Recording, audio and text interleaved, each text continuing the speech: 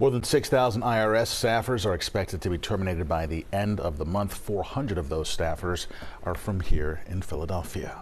Those jobs cuts have many concerned. They may have to wait even longer for their tax refunds. Well, the IRS layoffs include hundreds of federal tax employees right here in Philadelphia who received termination notices just within the past 24 hours. CBS Philadelphia consumer investigative reporter Josh Sidorowitz is in your corner hearing from some of those impacted workers.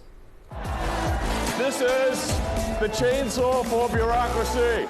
As President Trump's senior advisor Elon Musk takes a chainsaw to the federal workforce, hundreds of IRS employees in Philadelphia are feeling the impact. For Elon Musk to use a chainsaw on stage to mock the people that he just fired, there is a human element to this whole thing. Rob McCabe is among roughly 400 newly hired tax workers in Philly who, according to the National Treasury Employees Union, reported to work on Thursday, only to be shown the door a few hours later. He says he'd been working as an examiner, reviewing returns flagged for discrepancies from the previous filing season. But McCabe admits he now finds himself in an unexpected position given he was supportive of President Trump's plans to cut the size of the federal workforce. The leopard ate my face, as they say.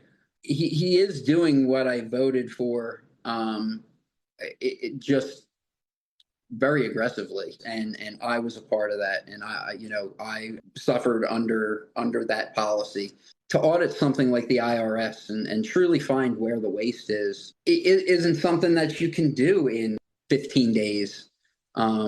And it's not going to be accomplished with a string of aggressive emails. His colleague Nicholas Berardi is also out of a job today after only a few months with the agency. I feel like I kind of got robbed. With these layoffs hitting right in the middle of tax season, Berardi believes the biggest impact won't be on processing returns and refunds, but on rooting out fraud and abuse, because the union says most of the eliminated workforce dealt with auditing and collections. It just shows the insanity of the administration as well. If you want to find waste, fraud, and abuse that taxpayers are doing, those are going to be substantially, I know for a fact, impacted. Because when I was there, we were behind, okay? So it's like, now you're going to remove us too? Tax pros tell CBS News Philadelphia your best bet still is to file early and electronically, which can speed up your processing time by several weeks.